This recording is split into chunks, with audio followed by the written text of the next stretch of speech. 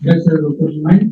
A continuación, vamos a presentar al doctor Guido Paolo Lombardi Almonacín, que es nacido en Lima, es médico cirujano y antropólogo físico, vinculado a la cátedra Pedro Weiss de la Universidad Peruana Cayetano Heredia. Su tesis pionera, Autopsia de una momia de la cultura Nazca, obtuvo el Premio Anual de Medicina de Hada Reateli y marcó un hito en el uso de técnicas avanzadas como la tomografía y el análisis de isótopos aplicadas a restos humanos en América Latina. Posteriormente estudió en los Estados Unidos, donde obtuvo una maestría en antropología física con investigaciones en momias egipcias, publicando ampliamente sobre arqueología y participando como autor en destacados estudios internacionales. Reconocido por su amplia trayectoria científica y exploradora, ha visitado 78 países, descubierto especies como Peperomia Thalapeliformis lombardii y liderado proyectos como las charlas culturales de Huaycán.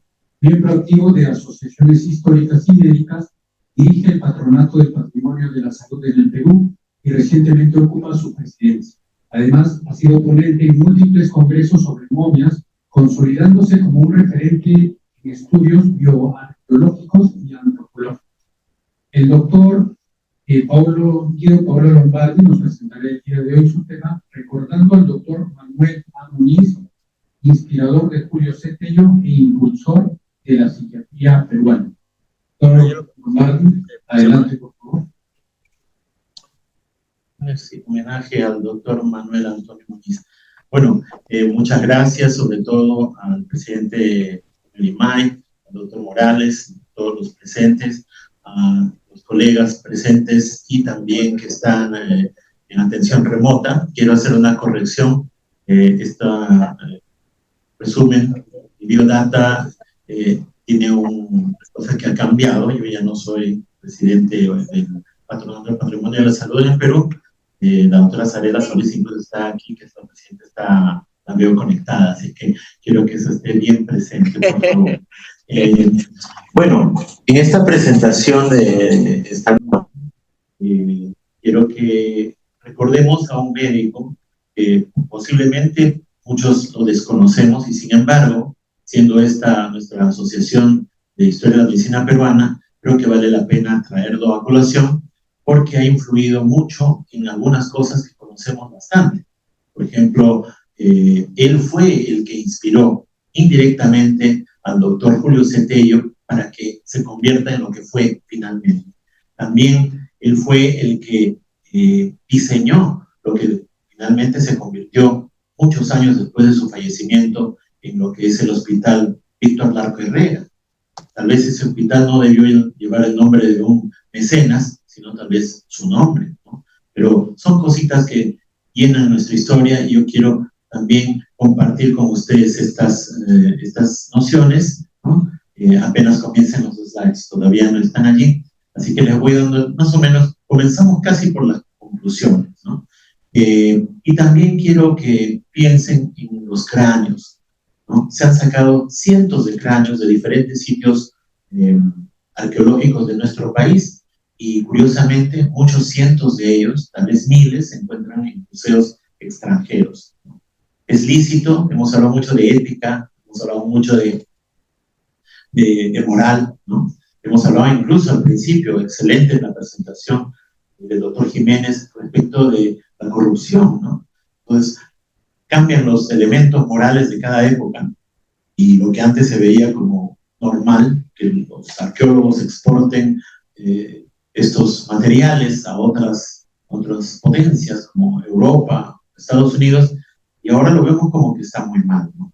Yo soy de la idea ahora que debemos tratar de mantener las colecciones en nuestro país, y es más, no necesariamente pues en un museo en Lima, los cráneos fueron colocados en algunas estructuras fúnebres y tal vez deben volver allí para que, como siempre digo en otras charlas, arqueólogos y antropólogos y amigos, el turista debe ir a la cueva funeraria y no la momia o el cráneo ir al turista. Bueno, ahí está la primera. En la siguiente, por favor. Hay una disociación.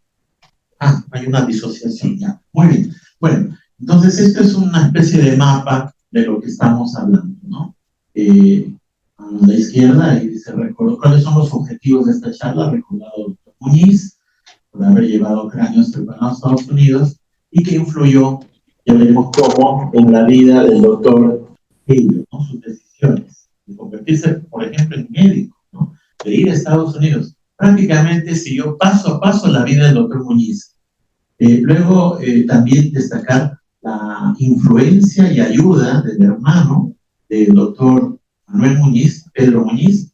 También conocer el infructuoso esfuerzo del doctor Muñiz por enaltecer la cirugía prehispánica peruana. Ya veremos por qué fue infructuoso esto. Y también recordar al doctor Muñiz como un precursor del desarrollo de la psiquiatría nacional. La siguiente. Los Muñiz provenían del Cusco, no vamos a detenernos ahí mucho. Pedro es el hermano de los 5 que fueron ellos, que tuvo mayor importancia. La siguiente. Pedro fue militar y político, participó en la Guerra del Pacífico, cuando era un soldado, ¿no es cierto? Era un adolescente, en la campaña del sur primero, ¿no? En Arica, Tarapacá, después pasó a la campaña de la Breña, bajo órdenes directas de Andrés Avelino Cáceres. La siguiente. Aquí hay una imagen de cómo era el puente de Oroya en el año 81, ¿no? Estamos hablando de fotos de la época de la guerra. Recordando al grupo de los Andes. Bueno, Pedro Muñiz, tal vez para nosotros no lo conocemos, pero fue ministro de Guerra y Marina de 5 presidentes. Fue también senador por Piura, presidente del Consejo de Ministros, y al momento de morir era candidato a la presidencia, ¿no? A la actualidad su nombre es perpetuado por el ejército peruano porque la Legión de Honor lleva su nombre. Él era un año menor que nuestro doctor Manuel Muñiz, médico. Siguiente. Aquí hay una estampa de la que se presentaban cuando salía un nuevo gobierno. A la derecha, con la flechita, está Pedro Muñiz como ministro de Guerra. Siguiente. Bueno, los Muñiz vienen a Lima, como muchas familias distinguidas, y estudian en el Colegio Americano y luego en el famoso Nuestra Señora de Guadalupe. Así es. Y Manuel Muñiz entra, pues, por supuesto, a la Escuela de Medicina de San Fernando, ¿no? En la histórica Plaza Italia, antes ustedes saben muy bien, Plaza Santa Ana. La siguiente. Pero entra, y 2 años después prácticamente estalla la Guerra del Pacífico, comienza con esa foto histórica, la toma de Antofagasta, ¿no? 2 meses después recién Chile declara la guerra a Bolivia y a Perú, ya por el pacto secreto, ustedes saben, y bueno, se interrumpe el estudio de todos los estudiantes de medicina, y los estudiantes de medicina de San Fernando, todos prácticamente deciden entrar a la guerra. Así. Entonces, nuestro homenajeado Manuel Muñiz ingresa como voluntario de la Cruz Roja Peruana, que se había fundado solo unos meses antes, en el propio 1879. Años después, ¿no? Cuando ya pasó la guerra, el miembro de la Crónica Médica, redactor, escribe algo que aparece como un recuerdo, ¿no? Ahí he sacado un pequeño párrafo, ¿no? Dice: morir luchando. Estas son palabras de Manuel Muñiz. Morir luchando, embriagado por la gloria, y con el ardor rabioso del combatiente, morir así, vengando las desgracias de la patria, es un sacrificio laudable y generoso. Pero morir al enjugar la sangre y el llanto del herido, al salvar muchas vidas, permaneciendo sereno ante el estampido horrendo del cañón, morir entonces es un sacrificio doblemente heroico. El soldado defiende las causas de su patria, de la justicia, y el médico, el estudiante de medicina, defiende causa más noble y pura, y su sacrificio sublime, su santo martirio. Entonces, a mí cuando yo leí esto por primera vez, realmente me sentí muy conmovido. Él habla, y el artículo es más largo, pero él menciona uno por uno a sus compañeros caídos. Imagínense eso, estar en tercero de medicina, dejar la carrera, irse a la guerra como voluntario, con el hermano que está al lado, de repente pues también luchando, pero soldado, y de repente ver caer a tus compañeros, ¿no? Una cosa realmente impactante. La siguiente, por favor. Pasa la campaña de la Breña y participa igual junto con su hermano Pedro. Recordemos que los dos están yendo en paralelo, llegando a dirigir el hospital de Chosic. Es posible que ahí haya conocido a la herencia de la cultura local, yendo y adquiriendo restos humanos de cuevas funerarias, o como le llaman los lugareños, machay. A partir de este momento, Huarochirí entra en la historia de la antropología mundial. En ningún lugar del mundo han salido tantos restos humanos a enriquecer las colecciones de diferentes museos del mundo como la provincia de Huarochirí, aquí, a unos kilómetros de Lima, pasando Chosic. Aquí tenemos un plano, ¿no? Un mapa de cómo se han liberado entre el año 1891 y 93, más o menos, los combates a lo largo de lo que ahora es la carretera central. A veces subimos en horas y nos damos cuenta que haya muerto mucha gente, no solamente por las enfermedades, también por la guerra. Así. San Fernando posguerra, ¿no? Se funda la Sociedad Médico-Unión Fernandina, se funda la Crónica Médica, órgano de la Sociedad Unión Fernandina. Entre los fundadores está el doctor Muñiz, no lo pongo ahí, pero están los otros fundadores, Byron, Avendaño, Muñoz y Mato. El año 86 logra la licenciatura en medicina con una tesis sobre los venenos, y después se asimila en ese mismo año al ejército peruano como cirujano mayor. Vemos esta unión con el hermano. Yo no encontré el documento, pero definitivamente los hermanos jugaban como si fuesen futbolistas que se están pasando la pelota. La siguiente.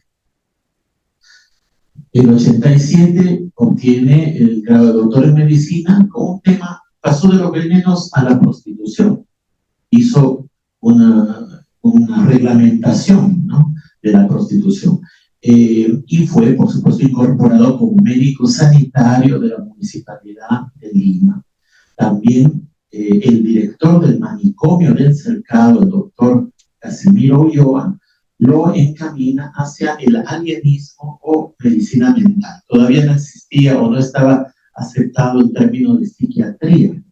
El año 88 sigue cursos gracias a este empujón del doctor Casimiro Ulloa, y viaja a Europa para tomar cursos de esta naciente especialidad. La siguiente, por favor. Entonces, estando ya en Europa, pasando de país a país, no pierde la oportunidad de asistir a la Exposición Universal, ¿no?, que conmemoraba el centenario de la Revolución Francesa. Dentro de este evento de tantos meses, ocurrieron varios congresos. Él asiste al Congreso Internacional de Higiene y al Congreso Internacional de Antropología Criminal, presididos ambos por el doctor Paul Baudouin, ¿no? Uno dirá, bueno, Congreso de Higiene, bueno, esa era higiene racial, ¿no? Hace poco hemos escuchado de la filosofía que llevó a la nazis a hacer lo que hicieron, ¿no? Ahí hablaban de, bueno, si hay gente que tiene enfermedades mentales, gente que tiene taras, hay gente que tiene enfermedades genéticas, bueno, mejor es limpiar la sociedad de ellos. Ya se imaginan cómo. La siguiente, por favor. Así que en el siglo XIX, al final, desde la mitad hacia adelante, había en este heterogéneo panorama de la medicina, la antropología, había diferentes ideas. Ahí tenemos al doctor Goll, que es el papá de la frenología, ¿no?, que palpando el cráneo de la persona por su forma, decía qué cosa era esa persona. Una persona decía, no, esta señora ha nacido para la prostitución. Así lo decía totalmente por la forma. O esta persona es criminal. no, pero es totalmente inocente, no, pero su cráneo nos indica que es criminal. Y había gente que le hacía lo así. Tenemos también, bueno, al Rudwell, que era prácticamente el papá del nazismo teórico, Cesare Lombroso, que más o menos iba por la misma línea, y muchos de estos que eran derivados de una mala interpretación del darwinismo, ¿no? El darwinismo social, ¿no? Ayudar a la evolución humana eliminando los males y los enfermos. A la izquierda arriba se ve un cráneo trepanado, es el primer dibujo de un cráneo trepanado en una publicación internacional, que es Cránea Americana, del doctor Samuel Morton, que también ha sido calificado posteriormente como racista, ¿no? En Estados Unidos había mucho racismo científico. La siguiente, por favor. Ya, entonces, seguramente, y esa es hipótesis mía, pero no lo dudo, ¿eh? En 1889 el doctor Muñiz debe haber visitado las colecciones en París, lo más famoso en París, las colecciones de cráneos y cerebros del desaparecido doctor Broca. Broca había muerto unos pocos años antes. Y también un par de décadas antes de morir Broca, el año 1867, Paul Broca había dado un gran espaldarazo a la aceptación de la cirugía precolombina de los antiguos peruanos al confirmar la sobrevida de un caso conocido como el cráneo de Yucay. Ese cráneo solito merecería una charla, porque tiene tanta historia. Ese cráneo ha viajado en ese siglo XIX, cruzó el Atlántico 2 veces, todo saliendo desde Cusco, ¿no? Bueno, la colección Broca, que antes estaba en el Museo de Brooklyn, ahora está en la Universidad de Pierre y Marie Curie. A la derecha, simplemente como referencia, porque aquí hay muchos neurólogos y especialistas, el famoso cerebro del famoso tan, casi. En 1890, el doctor Muñiz por fin regresa al Perú y asume la dirección del manicomio del Cercado, muy lamentablemente por haber muerto de manera repentina su gran mentor y amigo, maestro, el doctor Casimiro Ulloa en Arequipa. Además fue nombrado catedrático adjunto de Física Médica e Higiene, ¿no? Entrando este año, en 1890, solicita, ya como regresa seguramente con esa experiencia de haber visto colecciones craneales en Europa, pide cráneos trepanados a Huarochirí con apoyo del prefecto. En ese año, Pedro Muñiz, el hermano militar, era subprefecto de Lima. Vemos otra vez otra de estas jugadas familiares. ¿Cómo sucede hasta ahora, ¿no? Los hermanos nos ayudamos. 10 minutos. Entonces, una de las primeras medidas que toma es modernizar el alienismo, ¿no? Elimina grilletes, camisolas de fuerza, etc. Para los que no conocen, el manicomio del Cercado es ahora el local donde se encuentra el Colegio Alivio Ponce de la Policía en el Barrio Santo. Siguiente.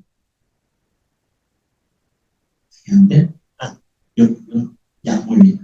Bueno, entonces, ¿qué pasó? En 1890, cuando finalmente le traen los cráneos de Huarochirí al doctor Casimiro Ulloa, que nos había pedido, quien los trae es el papá de Julio C. Tello, con su hermano mayor, y el propio Tello acompañó a Chuicoto, una de las cuevas, a sacar estos cráneos. La siguiente. Esto está registrado en un libro muy bonito que es Las anécdotas de Sabio Tello. La siguiente. También en esas épocas hicieron una interesantísima investigación de una supuesta momia de Pizarro en las criptas de la Catedral de Lima. La siguiente. Asistió a la Exposición Mundial Colombina en Chicago el año 1893 por el tricentenario del descubrimiento de América, ¿no? Por el cuarto centenario. La siguiente. Y en Chicago hubo una tremenda exposición, no voy a ir en detalles, pero de fardos funerarios no de Paracas, de Ancón. Ya habían llevado cantidad cantidad de materiales, hicieron una exposición extraordinaria. Los cráneos que había llevado Muñiz para exponer eran 19 y estaba un rinconcito. Pasaron desaparecidos. La siguiente. Se robó el show el tema de Ancón. Y ocurrió, ya hemos hablado de congresos médicos, el año 93 ocurrió el primer congreso médico panamericano en Washington, ¿no? Vuelve a mostrar sus cráneos a los médicos para que vean qué cosa habían hecho los antiguos peruanos. No le creyeron. Entonces, en 1894 transfiere la colección de cráneos a William McGee, ¿no? Que era un gran investigador de la Oficina de Etnología Americana, lo que ahora es la Smithsonian Institution. Así. Participa en la cirugía famosa, la primera cirugía abdominal abierta en el Perú, nada menos que en la mesa del comedor del presidente Remigio Morales Bermúdez, falleció luego de 5 días de agonía, por una, como se dice, una empanzada de tuna, ¿no? Tuvo un hilio obstructivo por comer demasiada tuna. La siguiente. Bueno, la siguiente, simplemente modernización de la cirugía. El doctor Muñiz llegó a juntar más de 1000 cráneos en su casa y abrió un museo. Esto quedaba en lo que ahora es la cuadra 4 del Girón Moquegua, calle del Quemado. La siguiente. Pero el año 95 ocurre la revolución peronista y queman su casa, queman su biblioteca. Él huye a Buenos Aires, después se pasa a Iquique. Desastre para todos los que eran del bando de Cáceres. Los peronistas eran opuestos a todos los caceristas. Así. Y ocurre una paradoja. ¿Cuándo regresa a Perú? Cuando nada menos que el gobierno de Piérola convoca a un concurso para un nuevo manicomio. ¿Y qué pasa? Gana Muñiz con el proyecto para hacer el nuevo manicomio de Lima, en donde se encuentra ahora, pues, Víctor Lacorre. Sí. 5 minutos. Y vamos a terminar. ¿Pero por qué coleccionaba cráneos? Bueno, ya creo que lo han entendido porque aprendió en Europa que esa era la manera de sostener, ¿no? Sustentar la ciencia. Ahí pongo abajo a la derecha una imagen de Luis Alberto Sánchez, porque Luis Alberto Sánchez venía a ser un sobrino de Pedro Muñiz, ¿ya? Y él dice allí que tenía un museo privado lleno de reliquias incaicas, sobre todo relacionadas con la frenología, o a lo que se había dedicado. Esta es la tarjeta del doctor Muñiz con un teléfono de 3 dígitos. Ya habían teléfonos a finales del siglo XIX. Así. Bueno, cuando hablé de la momia supuesta de Pizarro, ahí simplemente quiero poner que estuvo don Ricardo Palma, estuvo en la cripta de la catedral para ese estudio, y que siguiendo las normas de la frenología era evidente que el cráneo de Pizarro era de un delincuente. Eso es lo que dicen. La siguiente. Sí, es un poco risible. La colección de Muñiz que pasó a McGee eran 19 años, está más o menos donde era el centro del Perú y también Cusco. La siguiente. ¿No? Pero cuando uno lee el informe, más de 70 páginas que está en el libro, tremenda discrepancia. Para decirlo en breve, Muñiz defendía que era cirugía precolombina y McGee decía que era una práctica primitiva, sin ton ni son, y que seguramente lo que hacían los antiguos peruanos era cortar el cráneo de las personas muertas para sacar pedazos de hueso que serían amuletos. Así. Bueno, McGee era un tremendo racista. Él creó, simplemente para resumir, en las primeras Olimpiadas que se realizaron en Estados Unidos, en la ciudad de San Luis, Missouri, de 1903, creó los días antropológicos, que era lucha en cualquier deporte entre los blancos y cualquier raza, solamente para demostrar que la raza blanca era superior. Era claro que McGee nunca iba a aceptar que iba a haber una cirugía precolombina de esos indios de Sudamérica. Así. Fotos de los cráneos en la antigüedad que llegó Muñiz. Siguiente. Más fotos, ahí dice Santa Eulalia incluso. Siguiente. Lamentablemente Muñiz murió nada menos que a los 36 años, posiblemente por un infarto al miocardio. Era obeso, ¿no? Y posiblemente tenía todo ese correlato de enfermedades, producto del sedentarismo, etc. Incluso cuando uno va a ver su tumba, el presbítero maestro le dice que está en la sección de tumbas extralares. Así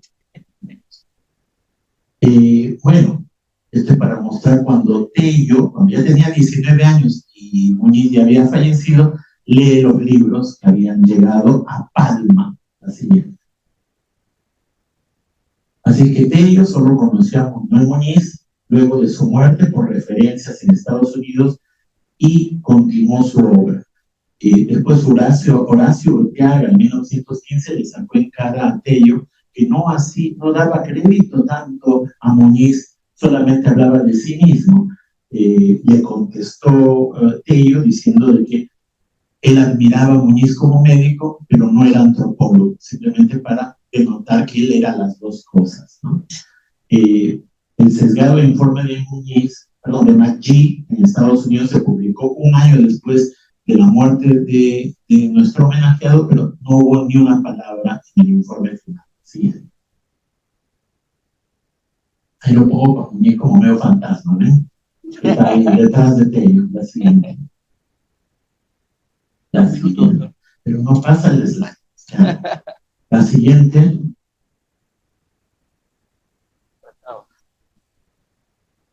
La siguiente, no, ¿cómo se pasa?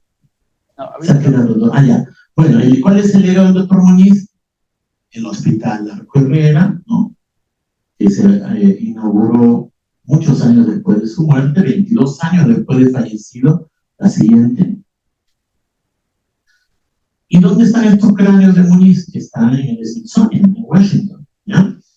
Y existe ahora la legislación americana que permitiría su repatriación. Pensemos en eso, el Perú debe estar listo para recibirlos bien. Hay que discutirlo. La siguiente, y la última. Bueno, en memoria a Manuel Muñiz, así esta presentación, debemos reflexionar acerca de todo lo que hemos escuchado y quiero especialmente agradecer al doctor Santiago Stucchi por su ayuda. Él es historiador de la psiquiatría peruana y él mismo me agradeció por haberme metido en este tema y también él me presentó virtualmente al historiador Elías Amaya. Si él está escuchando también, muchísimas gracias, esto da para más. Buenas noches. Muchas gracias. Bravo, bravo. Muy bien, doctor Guido Lombardi. Quisiera hacer algunas preguntas rápidamente. Los hermanos Muñiz deben ser considerados héroes. Estuvieron en el campo de batalla. Es una labor de la sociedad, historia de la medicina, que puede hacer que estos médicos puedan ser catalogados como héroes, como muchos otros que deben también estar en ese pedestal. ¿Usted tiene una colección de cráneos? Primera pregunta. ¿Qué pasó con esos 1000 cráneos? ¿Se quemaron? ¿Se perdieron? ¿Hay algún vestigio de esos 1000 cráneos? Y la última pregunta, ¿cree usted en los seres tridáctilos de Nazca? Usted que es el experto. No me debe de tocar ese tema porque puedo reventar, pero en todo caso, hemos hablado tanto y escuchado tanto y aprendido tanto de ética, así que imagínense, los fraudes que existen son increíbles, ¿no? No tengo ningún cráneo, yo creo que hay que respetar a las colecciones, hay especialistas en ello. Si todos vamos a tener cráneos iguales en nuestra casa, estamos haciendo daño al patrimonio, ¿no? Hay que defender algo que va a sostener a la economía del Perú en el futuro. Estamos ante una revolución terrible, desde las inteligencias artificiales hasta las tendencias políticas actuales, ¿saben? Entonces, Trump y todo su ola de que realmente todo lo que vale es con economía al 100%, ¿no? El ser humano se aplasta, se empequeñece, ¿no? Entonces, una de las cosas que no se va a poder destruir con la inteligencia artificial es el turismo, y mucha gente quiere viajar. Tenemos que, como sociedad, apuntar a ello. Una de las cosas que yo sostengo es la creación de un buen museo de historia de la medicina de calidad mundial en Lima. Tenemos las colecciones. En el sótano del museo, nada más que en el sótano del Ministerio de Cultura están las cajas del antiguo Museo de Ciencia de la Salud que dirigió hasta casi su muerte Cabieses. Están ahí encajonadas, etiquetadas y catalogadas. Están ahí los catálogos. Y tenemos el mejor local, el Hospital de San Andrés, que está en el centro de Lima, ¿no? Claro, ProLima, no quiero hablar de personas particulares, pero ProLima quiere que sea una escuela para restauración de la ciudad. Yo les he dicho, bueno, seguirá siendo un hospital para restaurar tallados, ¿no es cierto? Pero debe de tener una sección de Museo de Historia de la Medicina. ¿Quién, persona culta, que venga de China o de Estados Unidos o de Inglaterra, no va a querer un médico turista que le digan, aquí están los cráneos trepanados más antiguos de esta parte del mundo? No va a querer venir a ver. Y está a media cuadra de la calle Capón, así que sale con combinación de ya saben qué, ¿no? Entonces, eso es lo primero. Terminando con el fraude organizado por gente que maneja la televisión, ¿no es cierto? Ahí hay millones de dólares.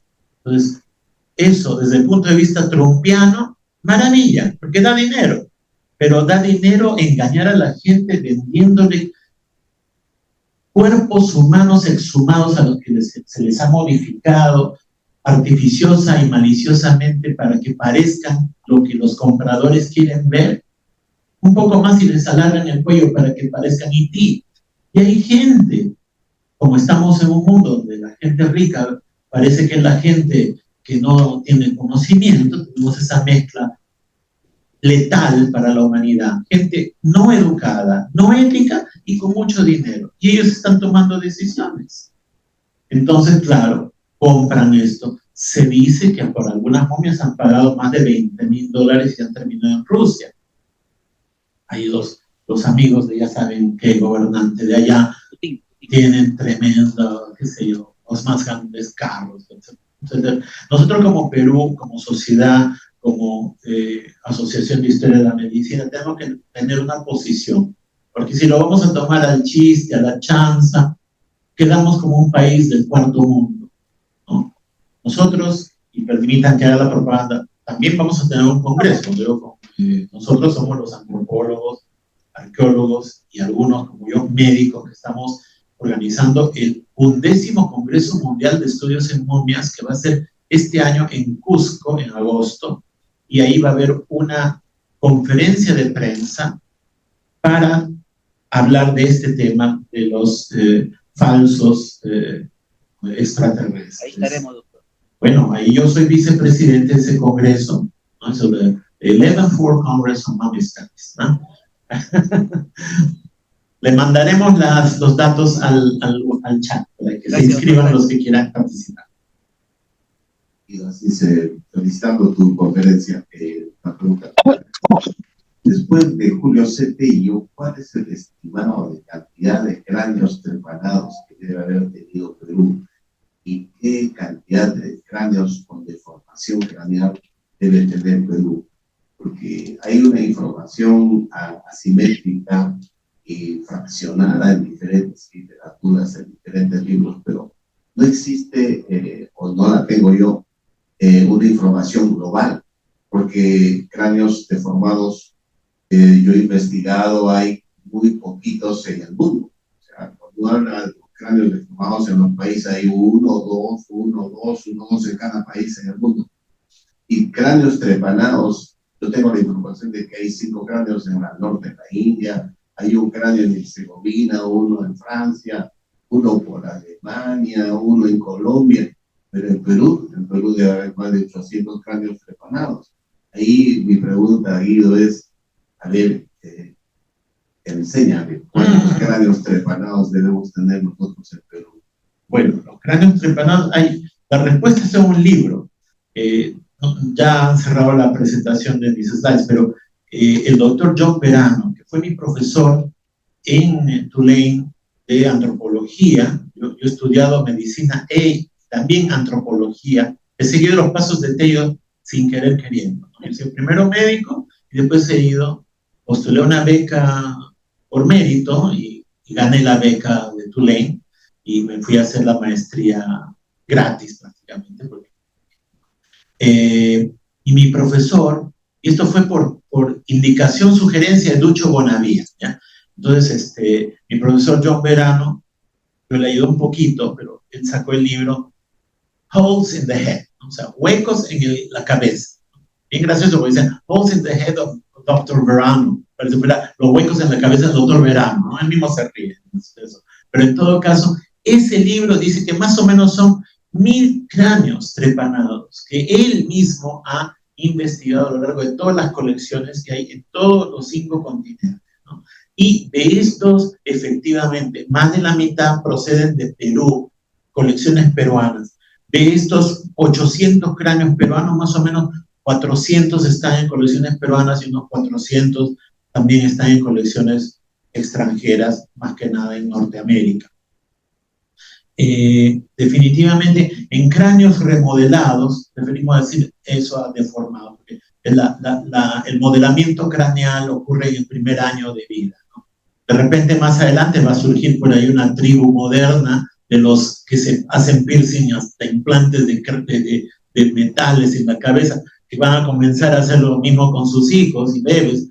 A un bebé se le pone una banda en la cabeza, va a salir con el cráneo turricéfalo, ¿no? Entonces, este tipo de cosas, no hay estadística ahorita, ¿no? Pero de todas maneras debe de ser mucho menor que los cráneos trepanados. Los cráneos trepanados no era una moda, era cirugía por TEC, o sea, un traumatismo cráneoencefálico con pérdida de conocimiento.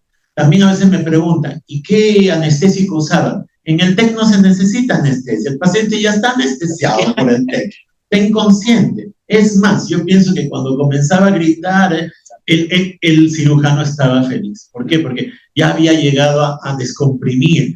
Yo estoy seguro que habría así como los signos, ¿no? Había el signo y comenzaba a salir sangre a presión por la primera corte de la dura madre. Entonces comenzaba pues a descomprimirse y pasar el riesgo de muerte por enclavamiento. Entonces, esto es una cosa que habría que repetirlo, pero los neurocirujanos lo saben. Y así que ese tipo de cositas es fascinante. Imagínense un museo en el Perú que muestre esto. Está fácil la cosa, pero con las gobernantes que tenemos está bravo, ¿no? Ojalá nuestra asociación oriente y podamos lograrlo. Un minuto. Yo estoy investigando eso de cirugía craneal.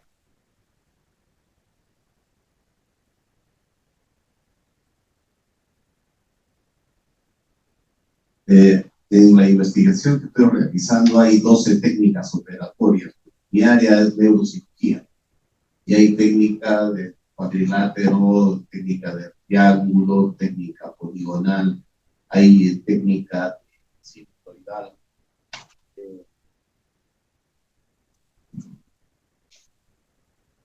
Hay técnicas con implantes de mate, con implantes de bronce, hay cráneos con implantes de plata, y el bronce y la plata son antisépticos en metales, de tal manera que hay sobrevivencia. Hay técnicas sinusoidal también, que no se han escrito en los libros, pero yo lo estoy describiendo. Y hay técnicas con trefinación o trepanación del hueco. Entonces hay trefinaciones pequeñas, hay trefinaciones grandes, hay trefinaciones de medio cráneo, hay craniectomías prácticamente. Y yo tengo un cráneo que tiene 17 orificios en medallón. Entonces esto implica que hay una práctica ritual de craniectomía y hay una práctica de emergencia de los fraccionados o fracturados, cráneo fracturado. Hay otra técnica de operación que nosotros alguna vez lo hemos hecho en los hospitales, que hacemos un corte para formar un triángulo, pero utilizamos la fractura de la sutura metópica o la sutura sagital. Entonces levantamos el cráneo haciendo dos cortes, unos tipo triángulo, y se fractura utilizando la sutura, ¿no? Entonces, una técnica operatoria yo le he llamado transsutural, ¿no? De tal manera que yo tengo ya ahorita 12 técnicas operatorias en la cirugía craneal de Paracas. Y hay un detalle muy importante. En el estudio que tengo, las craniectomías, cráneos trepanados en los países del mundo, hay 23 países que han hecho craniectomía. Y lo interesante es que no pasan de 5. O sea, han encontrado en España 9 cráneos trepanados. Es como si nosotros en Arequipa tenemos 9 cráneos trepanados en Andagua con la técnica del puente. La técnica del puente lo encontró el doctor Olazábal, que es un neurocirujano. Y el cráneo trepanado con la técnica del puente, que es el nombre que yo le he dado, es un cuadrado y otro cuadrado separados por un puente óseo. Eso se llama técnica del puente, que son un cuadrado al lado del otro cuadrado, pero lo separa un puente óseo, es la técnica del puente. Y entonces es una de las 12 técnicas operatorias que tienen los cráneos. Y termino con el dato de que yo tengo la impresión de que los cráneos como orificio en el mundo no pasan de 40 o 50 cráneos, y Paracas sí pasan de 800. Bueno, definitivamente este es un tema que va a dar para muchas más conferencias. Aprecio su tremendo interés y ya quisiera leer lo que se ha producido y podemos continuar luego. Gracias. Un fuerte aplauso para el doctor Guido Lombardi, por favor. Excelente su presentación. Ya, doctor Guido Lombardi, en cualquier momento vamos a solicitarle que nos dé un paseo turístico por algún lugar que él conoce. Ojalá que pueda ser, por ejemplo, puede ser el Hospital San Andrés, que nos pueda hacer un recorrido de bastantes cosas que se han descubierto, o de repente cualquier otro lugar acá en Lima, o también una excursión que puede él gustosamente podernos guiar con sus conocimientos. Muchas gracias, doctor. Y de igual manera, con el doctor Edgar Morales tenemos que ver su cráneo de 17 perforaciones. De repente nos invita a su casa para poder ir y nos puedas deleitar con ese cráneo, que estoy seguro que el doctor Guido no lo ha visto. No lo ha visto ese cráneo. Muy bien, 17 perforaciones, espectacular. Muy bien, ahora damos pase a Juan para el siguiente ponente.